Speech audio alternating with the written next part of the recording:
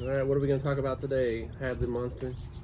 Um, I like to first say this has been pretty cool so far, and I think I'd like to talk about maybe CBD products in general. Um, I know that it's very popular, and all the states are looking to legalize marijuana in general, but I feel like uh, CBD is really the way to go to get yourself off of these medications that you don't really need to be on. Man, big box pharma, big pharma, Mm-hmm. not a fan for sure. I mean, obviously, some people need certain medications for real things, but I feel like 85-90% of the people who are medicated from big pharma is either over medicated or don't even need that medication. It may be that it's, hey, you should sell this to your customer or your patients because it could help some symptoms. Yes, no? Maybe, I'm not, I don't know a lot about CBD. I have some CBD, I've taken it. I can't say that I had any miraculous things happen. But even if CBD is not as great as some people think it is, if you have an alternative, you're taking CBD tinctures or gummies or whatnot, and you get off of even your Advils and your Tylenols that are so bad for the liver, it seems like that's a good way to go as far as. That's how I'm kind of looking at it, because I actually stopped smoking cigarettes 8 years ago and went to vaping, which it's not 100% safer, but it's 98% safer due to we're not inhaling carcinogens anymore. So I can feel like these CBD products, if they are clean and you know made correctly, they could actually be very beneficial. It may not be 100%, like I said, and it could be that you may need to take a certain type of strand for certain things or tinctures to create, to help move those, move the cannabinoids into the locations that you need, to. Here's what makes me really think that CBD is real as far as what it does for the body. Because can you guess? Do you know what the top thing is that? No. I just Googled. No. I was like, what are the top things that CBD is used for? And I already know that this is one of the things that kind of blows my mind, that makes me think, oh, if this works for these people that have these problems, it's got to be doing something. First thing that comes up, cannabidiol is most commonly used for seizure disorder, epilepsy. Yes. I mean, if a person having seizures, and it eliminates them or reduces them. I mean, that says a lot right there, because it's obviously doing something, the brain, the body. There's got to be some things going on there that can help the common person that isn't having the seizures. Maybe it's just stress. I've heard people, take it for stress, anti-inflammatory. That's kind of what I want to get into it for, as far as try it out. I'm a big athlete, like to run, bike, put myself through grueling stuff. So I'm always kind of in pain, but I feel like the more stuff I do, the better I feel. But it's almost like I have to take notes. Like if I start really getting on it and trying it, I really need to take notes of how I felt before, because I think we quickly forget how good or bad we feel. Yeah, you may actually feel better and you don't even realize it. Yeah, because nothing changed. Stop taking them. I'm just not in pain anymore. And I don't take Tylenol. I don't take Advil. I don't take any medications. Just don't do that stuff. I think diet has a lot to do with that too. Is it, a lot of foods they cause inflammation, which causes problems. And I know whenever I do eat bad food, that I can tell that the injuries I've had before hurt worse. But I mean, for people who have injuries that isn't diet related, that's hurt a back or whatnot, I can see that. I mean, those are the people I hear talking about how great CBD oil is. Yeah, it's people that actually are in excruciating pain and actually changes the level of pain for them. And also, I mean, I've helped. I mean, I didn't personally help anyone. I was able to contact someone that was going through chemo. She was very sick. She was asking me if I knew someone that did marijuana. I mean, I know people that use marijuana, but I personally don't use it, so I don't even wouldn't even know to like who to even go to get it. Personally, that isn't part of how I think. So I was like, who would I ask to even do that, to get that? And then I was like, maybe CBD, maybe something like that. So I contacted a friend, and that friend was like, oh, I have some CBD.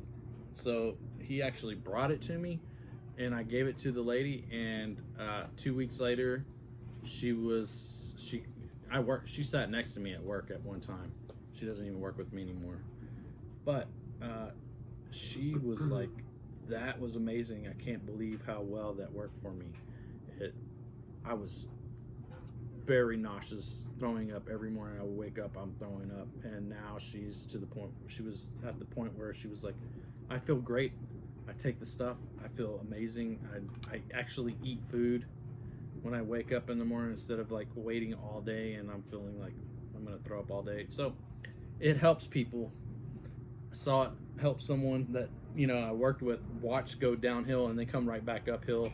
Like within a few weeks, she was like not green around the gills anymore.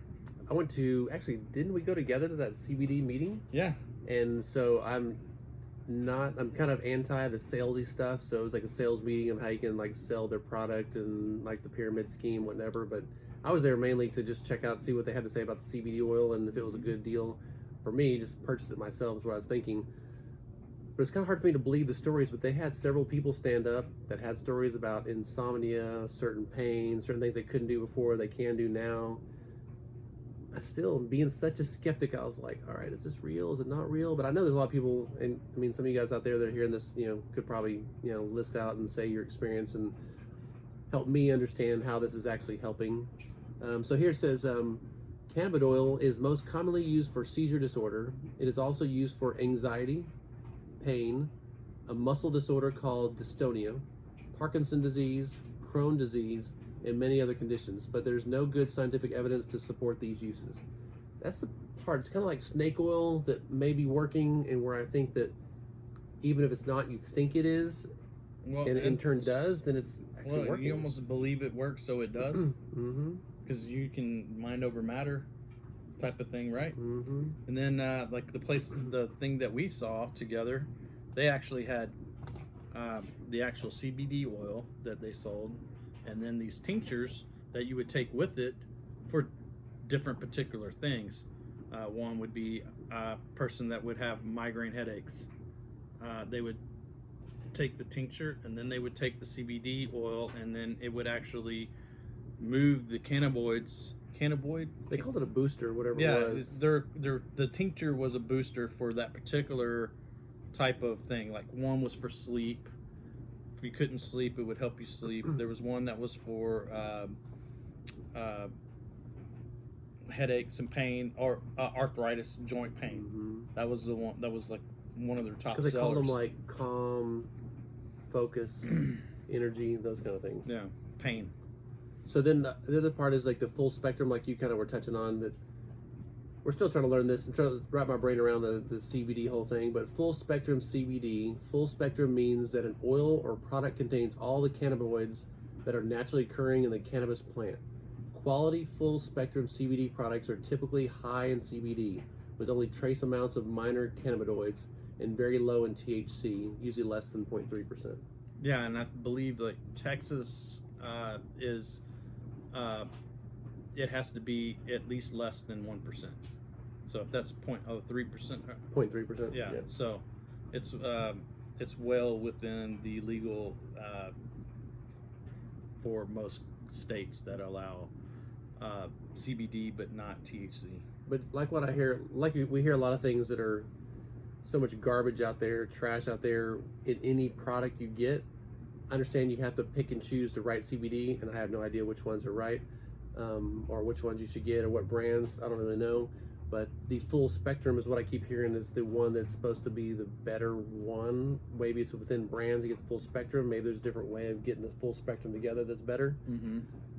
I actually watched some documentaries on it last year, and like the people that were having these seizures, their kids were having seizures, and they actually had to move to Colorado, where the families had to, where the kids could take the CBD, and it was like there were certain strands of marijuana that they were able to extract the cannabinoid that would help with that particular type of seizure. And it was interesting how there was another person that was out of Israel that was coming up with ways to extract the different strands to help with eliminating seizures. And so they're really into, I mean, it's a fact. I mean, they have scientists out there working day and night to help break new breakthroughs on. But you know who doesn't like CBD? Big Pharma. Big Pharma, for sure. Because one, it's Big Pharma is all about being cut, burn, and poison the body. Something that is very expensive. They want to keep all these other products out. I mean, I'm not saying they're all good, but it seems like that herbal kind of like flood of information coming here that actually you use herbs to help yourself, including like throw CBD in there as well. They push back on that. I'm sure there's tons of articles that are written or produced by Big Pharma trying to downplay the CBD effects, whether they're true or not. But I mean, they're trying to sell their products. They want the American people to be eating their They want their you medicine. sick. They want you to take their medicine. They want you to be cured for one thing and get sick to be treated again for the other thing. That's why all of their medications have, these are the side effects. So that you take these medications, you get those side effects, and then they have this medicine to get rid of that side. Mm-hmm. It's a good way to keep people taking medicine. And I think a lot of people think that the over-the-counter medicine is fine because it's like cleared and over-the-counter, but I don't even take over-the-counter medicine because I think most of it's poison. I mean, I have taken, obviously, if I am sick, have a cold or something like that, I'll still, take something to kind of like lessen my symptoms. But I'm talking about like people take Advil all the time for, having aches and pains, or Tylenol for a headache. I think a lot of that can be done by just diet, exercise, taking care of yourself. And I think that's something that's catching hold, at least the people that I hear and see more things on social media. People are really starting to take care of themselves with this COVID-19 thing, knowing it seems to be affecting people who aren't as healthy as others worse. I think maybe that message is out and people are like, oh, maybe I should start walking. Maybe I should not eat as much bad food, processed food from, the big box fast food restaurants. I don't eat those either.